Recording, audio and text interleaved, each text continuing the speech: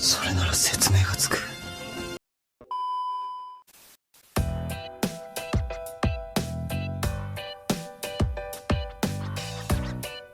Halo semuanya, selamat datang di BTK Review. Bagaimana kabarnya? Aku harap kalian semua baik-baik saja. Pada kesempatan kali ini, saya akan membahas sebuah film dari Shun Oguri atau yang lebih dikenal dengan Genji. Dan film ini berjudul Detektif Conan Live Action. Di film ini menceritakan di mana Genji akan menjadi seorang detektif SMA. Baiklah, tanpa banyak ngomong di awal, langsung saja kita masuk ke ceritanya.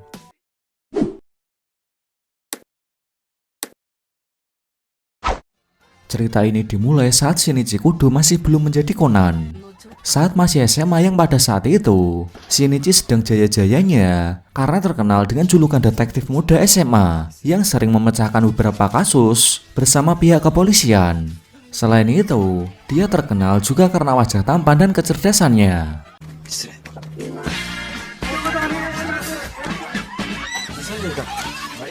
Ran Mori adalah teman terdekatnya semenjak mereka masih kecil. Dia ahli seni bela diri, meski terlihat samar, tapi mereka saling menyimpan perasaan. Cuma kadang Shinichi nggak peka dan sok cuek pada si Ran. Saat ini dia sedang menebak celana dalam yang dipakai oleh Ran, sehingga membuat Ran tersipu malu.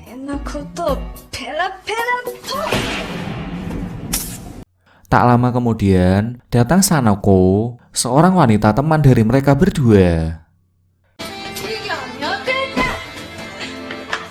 Ini adalah Kogoro Mori, ayah dari Ran, dan juga seorang detektif yang merasa tersaingi karena Shinichi yang lebih populer daripada dirinya. Singkat cerita, sekolah Shinichi akan mengadakan dharma wisata. Pada awalnya, Shinichi malas untuk ikut, namun dia mendapatkan surat tantangan dari seorang misterius yang akan menculik salah satu temannya, yang membuat Shinichi harus menjaga teman-temannya. Akhirnya mau tak mau Shinichi pun ikut acara tersebut. Dalam perjalanan, terlihat orang-orang yang mencurigakan. Shinichi pun memperhatikan tiap-tiap orang yang mencurigakan menurutnya. Sampai-sampai saat diajak foto oleh Ran, dia terlihat cuek bebek.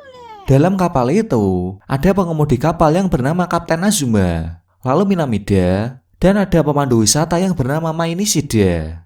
Lalu di sana juga ada Pak Guru yang bernama Shingo. Beberapa saat kemudian, ada suara jeritan dari seorang wanita. Shinichi pun bergegas ke arah suara, dan ternyata itu adalah Sanoko yang sedang mabuk laut. Akhirnya Sanoko pun dirawat di ruang istirahat. Dengan centilnya, dia berharap Minamida untuk menemaninya. Tetapi malah Ran dan Shinichi yang menemaninya.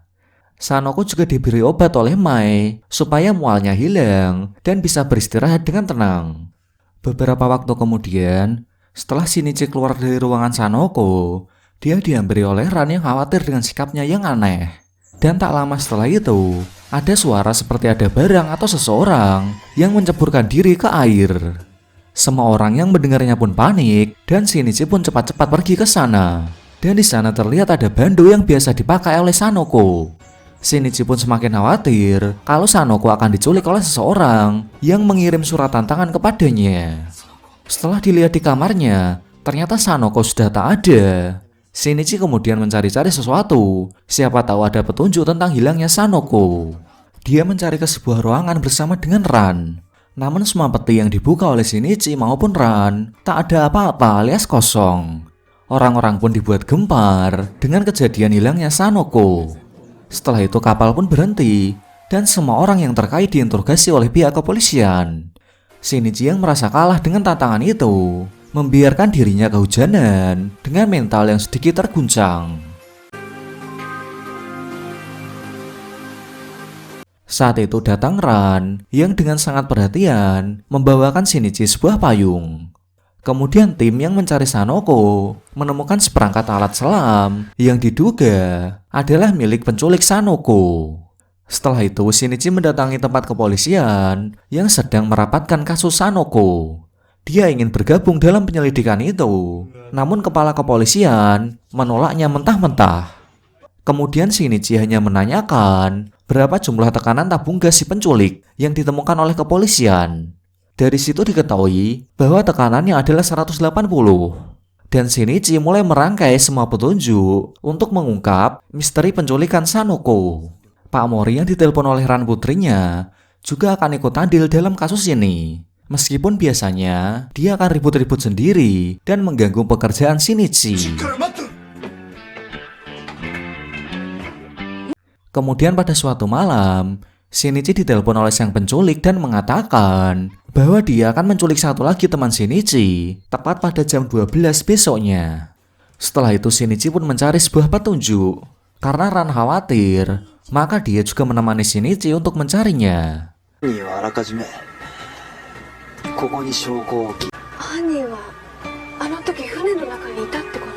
Di kapal, dia menemukan bahan peledak yang digunakan oleh sang penculik untuk membuat sebuah barang jatuh ke dalam air. Di sela-sela itu, Shinichi akhirnya mengaku kepada Ran bahwa sebenarnya dia mendapatkan surat tantangan oleh seseorang yang menyebabkan Sanoko diculik. Ran pun sedikit marah kepada Shinichi, namun setelah dijelaskan bahwa jika dibiarkan, maka akan menjadi lebih buruk lagi. Mendengar itu, Ran pun mulai mengerti. Ran ini adalah gadis yang sangat peduli kepada teman-temannya, khususnya bagi orang yang sangat ia cintai. Dan akhirnya tibalah waktu akan dilakukannya penculikan kedua. Semua siswa dikumpulkan dalam suatu ruangan yang dijaga ketat oleh para polisi. Bahkan Pak Mori juga datang ke sana dan menyuruh Shinichi untuk menjaga Ran. Sebelum itu Ran mendapatkan sebuah surat dari seseorang dan ada sebuah kunci dalam surat itu. Semua orang mulai waspada. Shinichi masih menerka-nerka siapa pelaku sebenarnya. Apakah Kapten Azuma, Minamida, ataukah Pak Shingo yang terlihat aneh dan mencurigakan, atau bahkan bisa jadi Mai Nishida. Sementara itu di luar, Pak Mori berjaga-jaga bersama para polisi yang ada di luar. Kemudian dia menemukan gadis cantik yang tak lain adalah Mai Nishida. Dan begini ekspresinya saat bertemu wanita cantik. Beberapa saat kemudian, datang Kapten Azuma dan Minamida. Mereka pun berkenalan. Saat-saat yang menegangkan pun tinggal hitungan detik. Saat jam menunjukkan jam 12, tiba-tiba listrik mati. Dan beberapa saat kemudian, Ran sudah menghilang dari ruangan yang dijaga sangat ketat itu.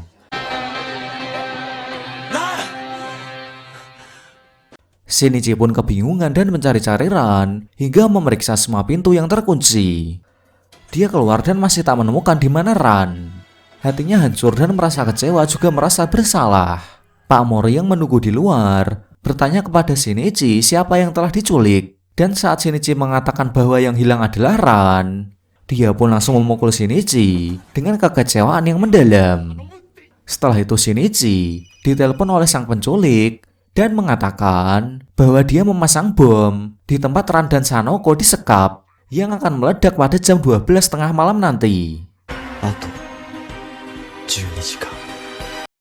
Jadi Shinichi harus menemukan mereka berdua sebelum tengah malam. Di dalam ruangan, Pak Mori mencurigai Kapten Azuma sebagai tersangka. Setelah itu Shinichi dan Pak Mori bergegas menemui Kapten Azuma dan hal yang tak terduga pun terjadi. Di dalam kamarnya, Kapten Azuma sudah mati bundir. Dan di mejanya ada kertas bertuliskan, "Aku adalah sang penculik." Saat Pak Mori sibuk sendiri, Shinichi menemukan sebuah petunjuk di balik surat itu. Dan dia bisa menyimpulkan bahwa Kapten Azuma bukanlah sang penculik. Di sisi lain, Ran dan Sanoko yang disekap berhasil membuka ikatan mereka. Melihat Ran yang begitu percaya kepada Shinichi membuat Sanoko sedikit iri karena dia masih jomblo. Diketahui, Ran dan Shinichi mempunyai hubungan yang sangat spesial meski tak saling mengungkapkannya. Lalu di saat itu, Sanoko pun merasa putus asa setelah melihat bom waktu di meja. Akhirnya Ran menendang pintu ruangan itu dan berhasil membuat lubang pada pintu. Namun sayang kakinya harus cedera. Setelah melihat keluar, ternyata tempat itu berada di lantai atas sebuah gedung. Karena Ran tidak bisa bergerak, akhirnya Sanoko yang turun dan keluar dari sana untuk mencari bantuan, khususnya kepada Shinichi. Namun yang terjadi malah Sanoko bertemu dengan sang penculik dan dia ditinju bagian perutnya hingga terkapar. Sementara itu para pihak kepolisian masih dalam proses penyelidikan kematian Kapten Azuma. Pak Mori kaget setelah melihat barang bukti yang berupa surat dari sang penculik sudah lenyap dari meja, yang ternyata surat itu dibawa oleh Shinichi. Shinichi secara berkala menghubungi Inspektur Megure yang selalu membantunya dalam setiap kasus. Dan Inspektur Megure percaya pada kecerdasan Eikichi. Setelah itu, Shinichi memeriksa kembali ruangan yang pernah dia periksa bersama dengan Ran. Dia mencurigai sesuatu dalam ruangan itu dan ternyata benar. Dia menemukan pecahan kaca dalam sebuah peti dan menemukan penjelasan akurat tentang kasus penculikan Sanoko dan Ran.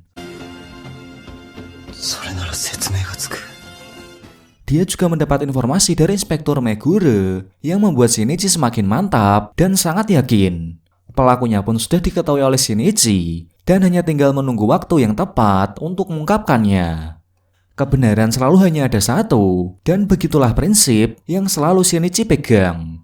Waktu bom meledak tinggal 1 jam, dan Shinichi bergegas ke sebuah tempat yang diyakini adalah tempat Sanoko dan Ran disekap. Setelah sampai di sana, dia bertemu dengan Mai Nishida.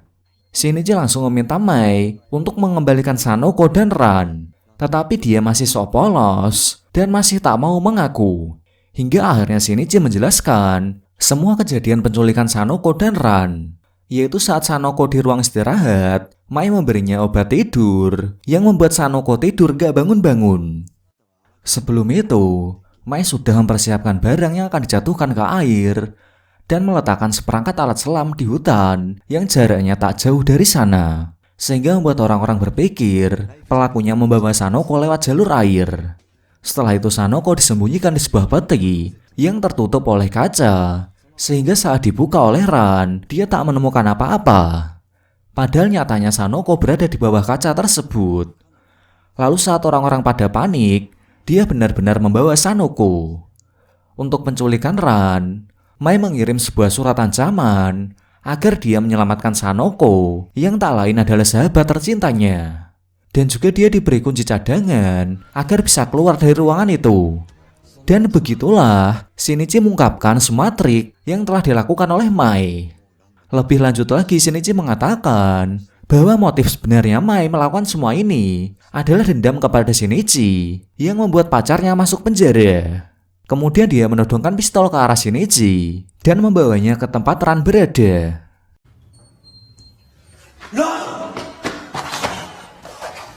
Mai ingin membunuh Shinichi dan Ran juga bundir nantinya karena merasa hidupnya hampa tanpa kekasihnya, dan ternyata kekasihnya itu sudah mati di penjara. Sementara itu bom waktu tersisa beberapa menit saja. Untungnya saat itu datang Pak Mori yang melemparkan bola ke dalam ruangan itu dan ditendang oleh Shinichi ke arah Mai.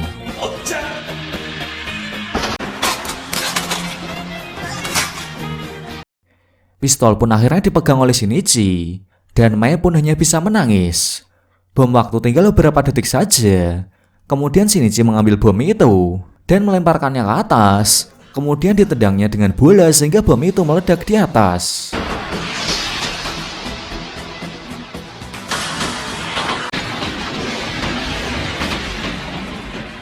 Akhirnya kasus pun terpecahkan. Mai sebagai tersangka akhirnya ditangkap oleh polisi.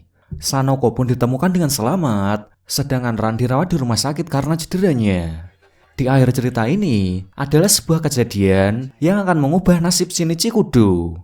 Setelah beberapa lama dirawat, akhirnya Ran pun sembuh dan mengikuti kejuaraan karate. Dan sesuai janji Shinichi kepada Ran, jika dia menang dalam kejuaraan itu, dia akan diajak ke tempat wisata Tropical Land. Di sana Ran dan Shinichi menghabiskan waktu bersama.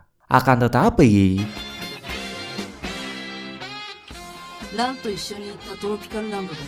saat itu Shinichi dijebak dan malah dibuat pingsan oleh organisasi rahasia. Lalu dia dikasih obat yang membuat tubuhnya mengecil. Sejak saat itulah dia dinamai Conan.